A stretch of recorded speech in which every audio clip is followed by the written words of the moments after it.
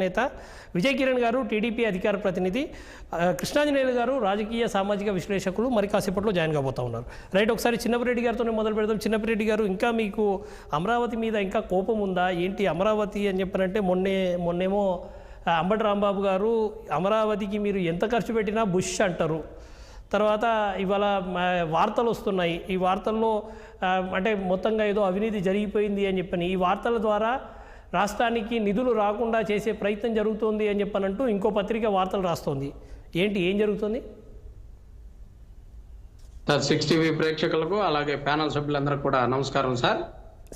Sir Ambati Rambabu గారు మాట్లాడిందంటూ వైజాగ్కి ఉన్నటువంటి వనరులు, అక్కడ ఉన్నటువంటి సీపోర్ట్ కానీ ఇంటర్నేషనల్ ఎయిర్పోర్ట్ కానీ ఆల్రెడీ సిటీ ఎస్టాబ్లిష్ అయి ఉండటం కానీ ఈ రోజుగా మనం ఇప్పుడు గవర్నమెంట్ తీసుకొచ్చి 15,000 కోట్ల రూపాయలు అప్పుగా తీసుకొచ్చి అమరావతిలో పెట్టి దాన్ని సిటీని తయారు చేసే కన్నా కూడా ఉన్న సిటీని వాడుకుంటే మంచిది అని చెప్పేసి ఆయన చెబుతూ అక్కడ ఎన్ని పోసినా కానీ బుస్ అని చెప్పేసి మాట్లాడినటువంటిదే కానీ వేరే విధంగా కాదు. ఆంధ్రప్రదేశ్లో ఎక్కడ పెట్టుబడులు పెట్టినా, ఎక్కడ డెవలప్మెంట్ చేసినా, ఎవరు చేసినా కానీ ఎవరు కాదనేది కాదు. ఇక్కడ మేము చెప్పేది ఒకటే సార్, ఈరోజు ఆంధ్రప్రదేశ్కి రాజధానిగా అమరావతినే చేస్తామని చెప్పేసి చంద్రబాబు నాయుడు గారు ప్రకటించారు. ప్రకటించినప్పుడు ఖచ్చితంగా అక్కడ డెవలప్మెంట్ చేయడం కోసం చంద్రబాబు నాయుడు గారు ఈరోజు కొన్ని టెండర్లు పిలవటం జరిగింది. ఆ టెండర్లలో తమ వారికి చెందినటువంటి ఆ 4 కంపెనీలకి వాటి యొక్క ఎక్స్పీరియన్స్లు కానీ ఆ 4టికి సూట్ అయ్యేటట్టుగా చూసి ఇవ్వటం జరిగింది. దానికి కారణం ఏందయ్యానంటే దానికి మొబలైజేషన్ అడ్వాన్స్ కూడా, అంటే పెట్టుబడి కూడా లేనటువంటి సంస్థలకి మొబలైజేషన్ అడ్వాన్స్ ఎదురిచ్చి 10% వారితోటి ఈ రాష్ట్రానికి తీవ్ర అన్యాయం చేయబోతా ఉన్నారు. ఎలాగంటే ఇలా స్టేట్ హైవే 6 లైన్ల హైవే వేసేదానికి కిలోమీటర్కి 20 నుంచి 22 కోట్ల రూపాయలు సెంట్రల్ గవర్నమెంట్ ఇచ్చి పనులు చేపిస్తూ ఉంది. 10 సంవత్సరాలుగా పనిచేస్తూ ఉన్నాయి. మనం ఎన్నో సంవత్సరాల నుంచి హైవేలు చూస్తూనే ఉన్నాం. ఈరోజు అమరావతికి వచ్చేసరికి హైవే దిగి పక్క రోడ్లోకి వచ్చేసరికి 53 కోట్ల రూపాయలు 1 కిలోమీటర్కి అవుతుంది అని చెప్పేసి మాట్లాడుతూ ఉన్నారు. దీనికి 10% మొబలైజేషన్ అడ్వాన్స్ ఇచ్చే ఒప్పందం చేసుకొని చేసినటువంటిదేమో ఇక్కడ వీళ్ళు చేసేటటువంటిది.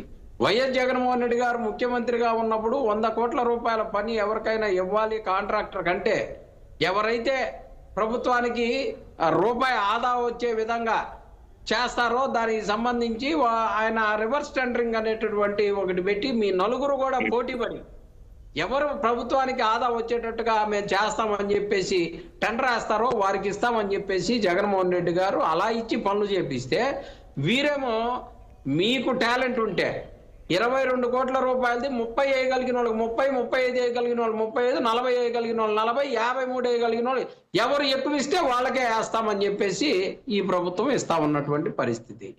ఈ రోజు అమరావతిని అడ్డం పెట్టుకొని కూటమి ప్రభుత్వం నీకింత నాకింత అని చెప్పేసి సంపాదించుకునే వ్యవహారం తప్పితే ఇక్కడ ఆంధ్రప్రదేశ్ బాగోగులు కానీ, అమరావతి బాగోగులు కానీ, ఆంధ్రప్రదేశ్ ప్రజలకు ఇచ్చినటువంటి హామీల మీద కానీ వీళ్ళకి ఎటువంటి చిత్తశుద్ధి లేదు. ఇది ఖచ్చితంగా చెప్పగలం. వీరు ఎంతసేపు కూడా ఈ టెండర్లలో వచ్చిన అవకాశాన్ని ఎంత పిండుకోవాలని వైఎస్ఆర్ కాంగ్రెస్ పార్టీ చెడగొట్టాల్సిన అవసరం ఏముంది సార్? సెంట్రల్ గవర్నమెంట్ కాదు సార్, ప్రపంచ బ్యాంకు చెప్తా ఉంది సార్ 15,000 కోట్ల రూపాయలు మీకు ఇచ్చినా సరే అయ్యి బురదలో పోసినట్టేనని చెప్పేసి చెప్పి అనవసరం అయ్యా అక్కడ రాజధాని అని చెప్పేసి చెప్తే మంత్రి నారాయణ గారు చెప్పారు కదా, అయినప్పటికీ ఇక్కడే కట్టి తీరుతాం. ఎందుకంటే వాళ్ళకి లెక్కలు కావాలి కదా, తెచ్చుకోండి చేసుకోండి బాబు, మీ ఇష్టం వచ్చినట్టు ఈ ఆంధ్రప్రదేశ్ని మా వైఎస్ఆర్ కాంగ్రెస్ పార్టీ పాలించిన నాళ్ళు శ్రీలంక అన్నారు. ఇప్పుడు శ్రీలంక అమ్మమ్మ కూడా చేస్తారేమో. మరి 22 కోట్ల రూపాయలని 53 కోట్ల రూపాయలు ఇస్తే మరి శ్రీలంక అయిద్దా, నేపాల్ అయిద్దా, మరి ఏమైద్దో చూడాలి రాబోయే రోజుల్లో. ఖచ్చితంగా ఇది నీకింత నాకింత ప్రభుత్వం, ఆడ కాంట్రాక్టర్లు, గుత్తేదారులు, ఈ ప్రభుత్వ కూటమి పెద్దలు పంచుకోవడానికి కావాల్సిన 15,000 కోట్ల రూపాయలకి సంబంధించి లెక్కలు సరి చేసుకోవడానికి వీళ్ళు పిలుపునిచ్చినటువంటి కార్యక్రమంగానే మేము భావిస్తున్నాం. ఎట్టి పరిస్థితిలో కూడా ఈ ఆంధ్రప్రదేశ్ డెవలప్మెంట్ కి వైఎస్ఆర్ కాంగ్రెస్ పార్టీ ఎప్పుడూ వ్యతిరేకం కాదు. ఇది ఖచ్చితంగా చెప్పగలం. ఎస్, అంబటి రాంబాబు గారు చెప్పిన మాటకు అది అమరావతిలో ఏం ఖర్చు చేసినా ఎంత ఖర్చు చేసినా బుష్ అంటున్నారు ఆయన. అది ఎందుకు పనికిరానిదే అవుతుంది, దానివల్ల ప్రయోజనం ఉండదు అని చెప్తున్నారు.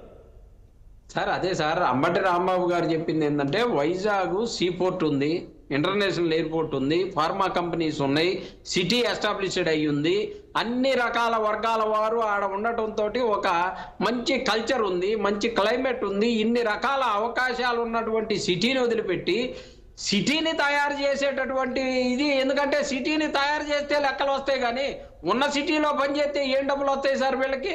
అందుకని చెప్పేసి వీళ్ళు సిటీని తయారు చేస్తామని అమరావతిని అడ్డం పెట్టుకొని దోచుకోవడానికి కావాల్సిన ఏర్పాటు చేశారు. అందుకని ఇదంతా కూడా అయ్యే పని కాదు, ఇది బుస్ అని చెప్పేసి ఆయన చెప్పడం జరిగింది. ఆయన చెప్పిన దాంట్లో నాకు ఎటువంటి తప్పేం అనిపించలే. ఎందుకంటే ఎవరైనా ఏం చేస్తాం సార్, మనకి ఏడో పొలం ఉంటుంది సార్, ఆ పొలానికి పోయి మనం అక్కడ 10 మందిని తీసుకొచ్చి ఇల్లు కట్టించి మనం చేసుకుంటాం సార్. ఆల్రెడీ గుంటూరు సిటీ చుట్టుపక్కల మనకు స్థలాలు ఉంటే డెఫినెట్గా మనకున్న సిటీలోనూ సిటీ పక్కన ఏడవ చోట కట్టుకుంటాం. ఆడ కట్టాలంటే ఏం చేయాలా? రోడ్లు వేయాలా, కరెంటు తెచ్చుకోవాలా, మొత్తం అన్ని కొత్తగా తెచ్చుకొని ఈ ప్రభుత్వం మనకున్న డబ్బు ఎంత, మనకు అప్పు వచ్చేది ఎంత, డబ్బు ఎంత అనేది పక్కన పెట్టండి. 1,30,000 కోట్ల రూపాయలు అప్పు తెచ్చారు.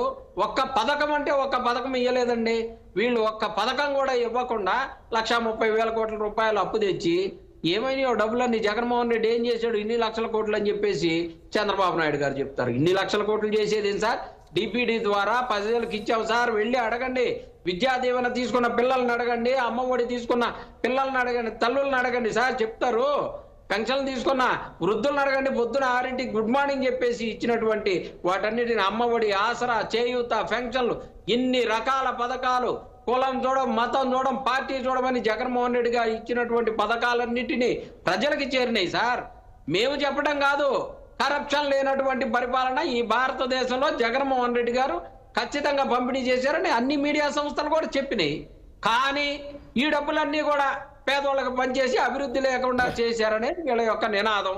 ఆ ఒక్క మాట వైఎస్ఆర్ కాంగ్రెస్ పార్టీ చెప్పింది చేసుకోలేక, చెప్పిన పనిని మేము చెప్పుకోలేక మేము ఓడిపోయాం. కానీ వీరి గొప్పతనం చూసో, వీరి లావు చూసో, వీళ్ళ అందం చూసో ప్రజలు ఓట్లు వేయలేదు.